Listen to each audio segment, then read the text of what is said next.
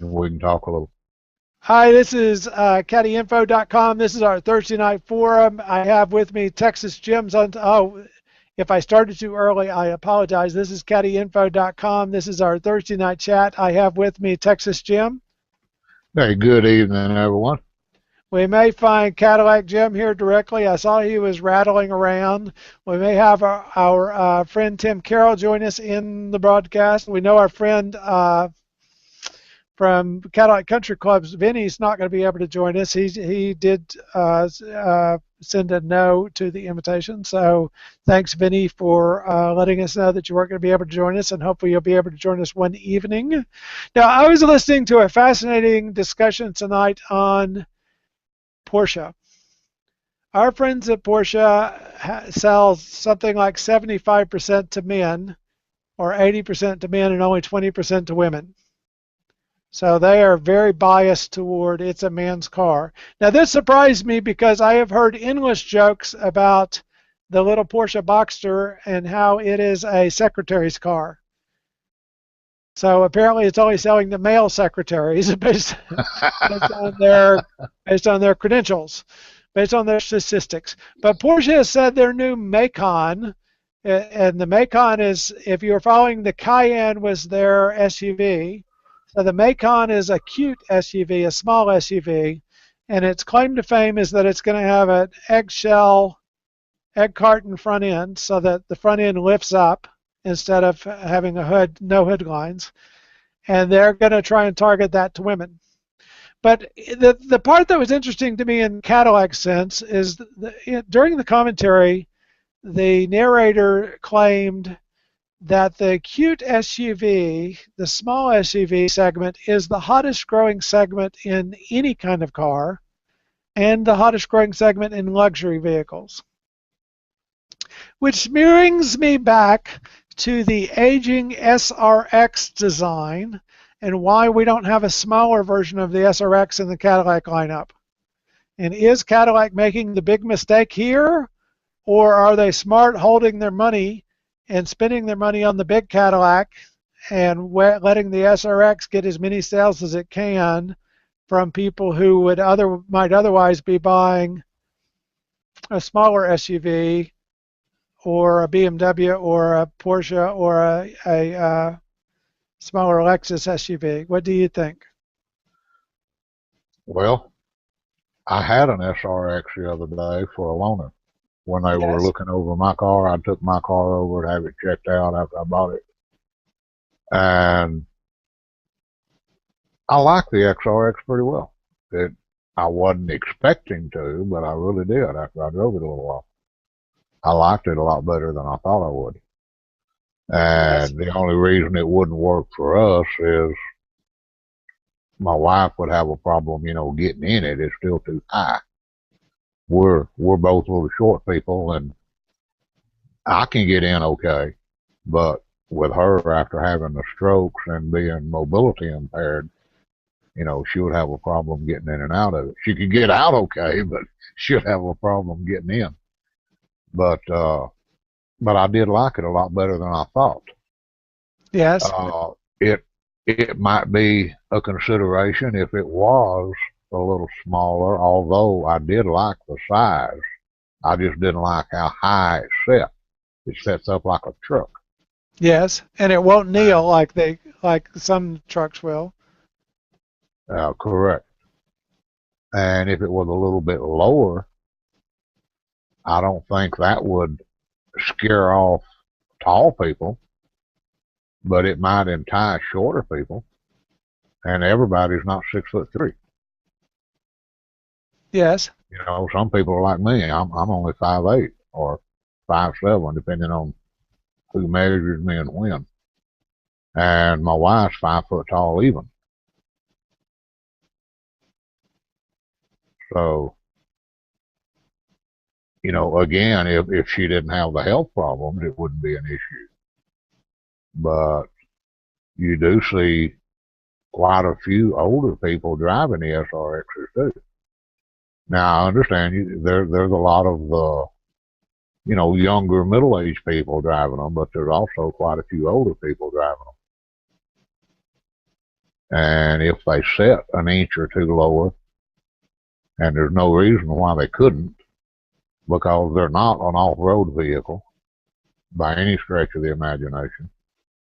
So there's no reason for them to set, so high off the ground. And that was Yes. really the only complaint I had. Well, I think the advantage of it sitting high off the ground is so that people can uh, see it in traffic, right? But just an inch or two lower is not going to make any difference on seeing in traffic.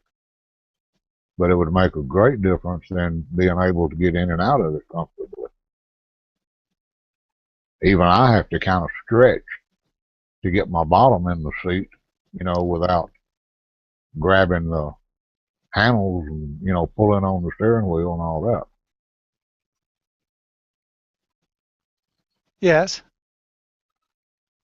So, an inch or two lower to make it easier for, people like me to get in and out of it. I don't see where that would hurt Yeah, the visibility in traffic. and I don't see where it would affect taller people getting in and out of it. Yeah, Make it. my Go ahead. favorite would be the if you could have your cake and eat it too, like with the kneeling SUVs, right? So when it's parked, if it sat down, and when you uh, once you got into it, then it can raise back up again. Why add the complexity? Why not just lower the stupid thing an inch or two?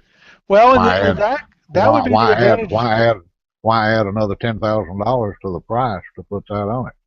Well, I'd say at the reverse. They're already charging you that much. Why wouldn't it have that kind of feature? Well, it don't. So if they added it, so if they did I add know it, your argument. The they're going to charge you another 10 grand on top of what it is now. And the price of the nice ones now yeah, is, it's already up there. it's already up there. And if they added the kneeling capability to it, So the and cute added SUVs are another, actually lower to the ground. They're a little bit taller than a sedan, but lower than an SRX. And so they may be closer to what you're describing, right? It only now, needs to be 6 inches lower, and you'd be comfortable getting in it. or if it was just 2 or 3 inches lower, I'd be comfortable getting in it. But that's what I think is that these the sportier SUVs, the smaller sportier SUVs, are lower flying SUVs. They're kind of like tall cars, a little bit higher ride height than a sedan, but lower than an SUV, than Okay, a cross. now I've been in a Lexus. I think it's MDX 450 or something. I've Which is a been in bigger those. SUV. Huh? That's a bigger SUV. Yeah, it's the That big one's one, even but bigger than the but SRX, right? it's lower. The seat height getting in and out of it is lower than the SRX is. Well, that's just, Because I can get in and out of it just fine. huh? That You know, surprises me. without having to grab something. Yeah. And then I've also been in the 350, but now it's a lot smaller. Now, I think And the SRX is the size of the 350. okay, I think they modeled the SRX after the Lexus 350. but the 350 is a lot lower than the SRX is if you go set on them, Interesting. and they're a lot lower than the 450. But the 450 is just you know an inch or maybe two or whatever. But Yes. I can actually open the door and sit down in the seat and then pick my feet up and swing my feet in the 450. And in the 350, it's easy. I mean, I can just sit down just like in a car. Yes. But in the SRX, it's just an inch or two too tall for me to easily, get in and out. Now, there was a bit in the news today. General Motors said that they were going to put another $174 million in the Lansing Grand River assembly plant. Lansing Grand River is the main Cadillac assembly plant, and that would let them do more stampings for the CTS, the ATS, and the yet to be revealed future product, which we think is the LTS or the new large Cadillac that'll become the flagship. So good that they're spending $174 million, expanding Lansing Grand River. Do you think that's a good investment for them? Uh, if they can do a lot more of the stamping themselves and bring it in-house instead of shipping it outside, they would have a better chance of controlling the quality and controlling cost. And it might let them do more. If you're putting in new machinery, then it might let you do more shapes that, more deliberate stamping that wasn't available to you before, right? Correct. That translates right from the 3D imagery and so on. Right. But Lansing Grand River, they were also idling. They said that they were idling it for 3 weeks because they were a year ahead on deliveries on the ATS and the CTS. This might be a different story if they had to idle it to get ready for more equipment. Maybe the news reports were premature in saying that they're idling the plant because of the sales. Very possible, because obviously you have to idle it to put in $174 million worth of equipment. Yeah, I guess $174 million doesn't buy you as much as it used to, but that still seems like a significant investment in the Cadillac plant. Yes, it is. Now, Mark Roos, the GM Global Product Head, made a point of saying to the Detroit News today uh, that people talk about the ELR as if it's a competitor for the Tesla, but it's really not. It's a different car. It's at a different price point. It's a very different technology. And so, do you think that's a smart strategy for Cadillac to differentiate from the Tesla, or do you think the Yes, smart strategy is to say the ELR is a Tesla competitor? it isn't. So that, or I don't think it is Yeah. in my mind. In my mind, it isn't. So talk about why you don't feel it is. Because I think I agree with you and Range, I think I understand, but range, for our viewers, performance, talk about why you think it's not a competitor. range for one, performance for another. The Tesla has a limited range, which the ELR does not because it's a range extended electric vehicle.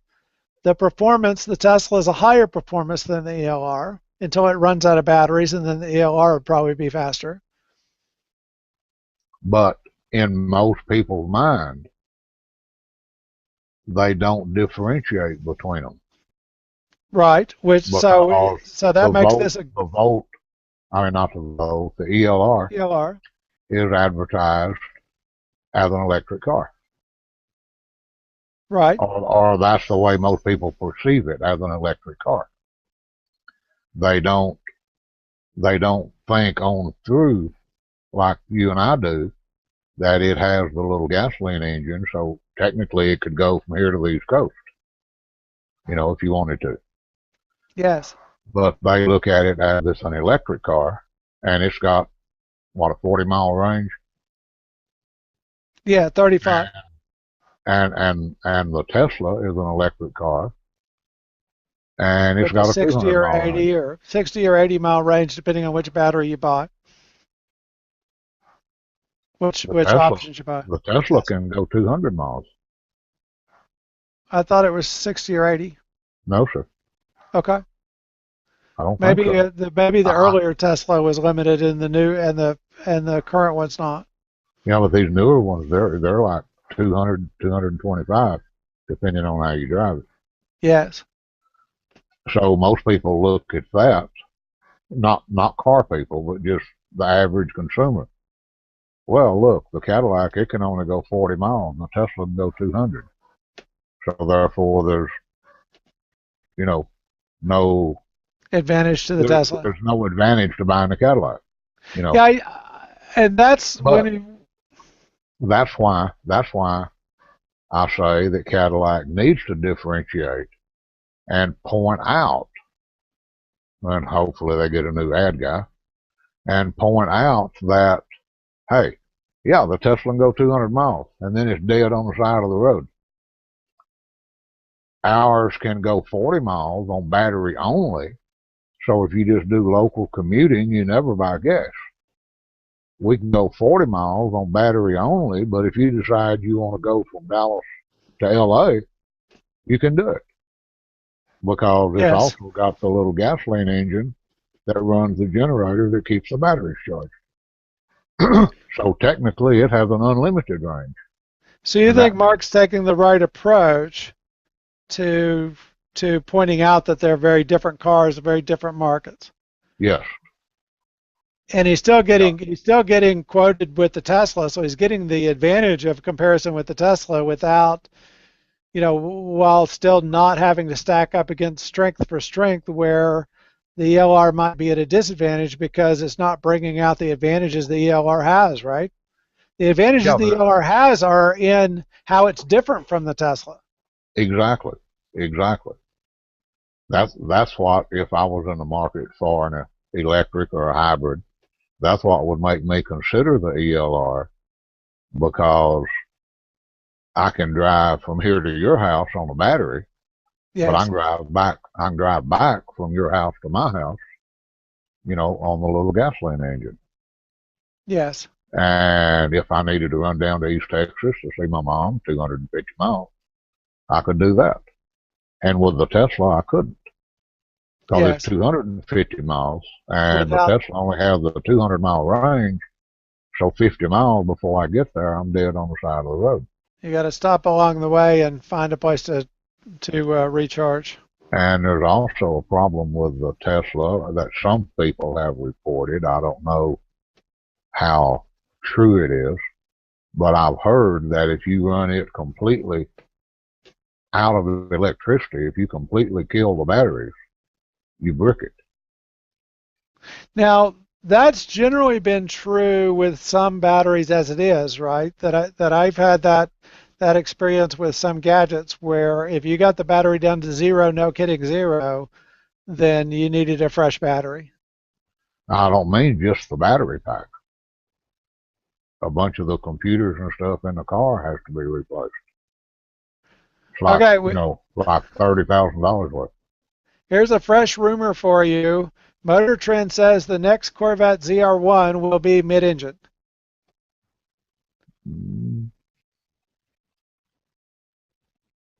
The ZL1 The to be ZR1, the mid-engine. next Corvette ZR1. ZR1, the top engine, the top, the flagship Corvette, the next flagship Corvette will be a mid-engine car.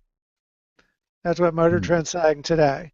So my question to you is, would you like to see the next XLR, if they've Cadillac made another XLR built off the next generation Corvette, even if it meant it ran to 125, 135,000, would you like to see a mid-engine CN like Cadillac? So we could Yeah, finally see the Cadillac CN come to production, which was a yeah, mid-engine show car. yeah. I'd And, love to and see one of my the favorite electronic game simulation cars. Yeah, I'd love to see the mid-engine CM. Yeah, even though we're not, I'm not wanting to write a check for $125,000, and I don't think you're wanting to write a check for $125,000. But I'd still like to see it come to market, and I feel like there are some people who do want to write a check for $125,000. If Cadillac brought a full-up, no kidding, performance car, with 1,000 horsepower and all the gadgets, I think that there are people that would buy it. And you don't have Yes, to sell that many of them. I agree. You're correct. Even if you just made it a badge car and the mid-engine Corvette, put nicer seats in it and the magnetic ride and called that your Cadillac and didn't spend any money on it at all, I think people would buy that. I believe they would. That's the sad part is when they spend money hand over fist and don't end up with a car that's much different, right?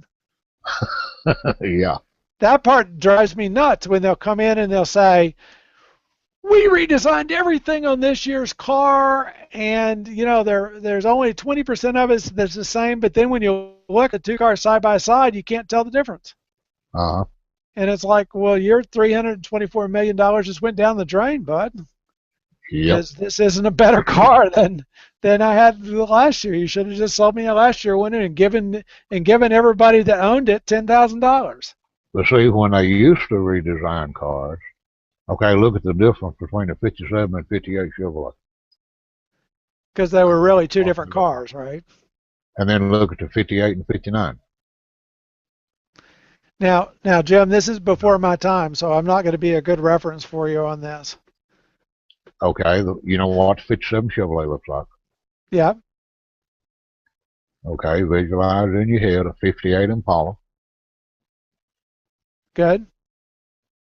Okay, now the 59 with them big wide fins and the cat eye taillights. Yeah. Stay 3 years running. 3 different cars. 3 totally different cars. Which drives you nuts these days for restoring them, right? Yep. Because you wish they'd kept it the same year after year, so you could get better restoration parts. And look at the difference that Cadillac has done at times, from 1 year to the next. Yes, at times. And I think they're behind in their product development right now, but they just don't do it often enough. Apparently we're going to see the LTS at the December or January show, and so we'll see. And we think it's the El Mirage, brought to production, either in a 4-door or 2-door. We're not sure yet. And hopefully we'll see the Radical engine, the 4.5-liter turbo that we haven't seen yet, dual overhead cam. So basically a modern North Star turbocharged engine, V8. So hopefully we'll see that and not just the 3.6-liter V6. I wonder if that'll fit in my DTS. Yeah, you just need a shoehorn and turn it sideways. Now, what the question on your DTS would be, why can't we take the twin turbo V6 out of the XTS and stick it in there? Pull the transmission, the engine, the whole thing, and swap that. They keep us up all night reprogramming it, but still. Jim, thank you for being on tonight. I'm gonna hold us to our 30 minutes. We started 10 minutes late, but I'm gonna hold us to our 30 minutes because I'm running late on my day. The Cadillac Jim, sorry we missed you tonight, and Tim Carroll, holler at us on a Thursday night when you are available and free. Jim, any last things wisdom to share with our viewers? No, but now you got me thinking. Now you've got me thinking about that twin turbo 3.6. There you go. Now, but the DTS was never adopted to the 3.6, and so it would be everything on your own, right? Yeah. But there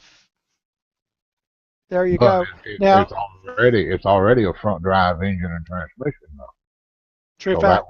That would make things a lot easier. True fact. But now that you can, the problem we had with putting a supercharger on the North Star back when we were trying to do it with Mr. McAuliffe out in California, the problem we had then is we couldn't reprogram it. Now you have the ability to reprogram it, and so it would be a simpler project to put a centrifugal blower on the North Star. Yeah, it would. And we've got a shop up here that's willing to work with you on that. So as soon as you think you're willing to do that as a project and have your car be in the shop for 6 weeks, then let's get an appointment. Well, when the metals will go back up and I can cash some of it in. That's why you said you weren't getting the car, so that can't be true. Yeah, but you already got the car. Yeah, but I found it, and it was exactly what I was looking for. Yeah, what I've been looking for a year. You got to strike while the time is right. Jim, thank you for being on. Stand by and let me hit stop broadcast. Okay. CaddyInfo.com, CaddyInfo. I'm sorry we didn't put up our headlines tonight, but join us on CaddyInfo.com. When you go to CaddyInfo.com, you'll see the blog there. You can hit the bottom at the top for the forums, and that's where you'll see thousands of people participating in Caddy Info conversations. Thanks.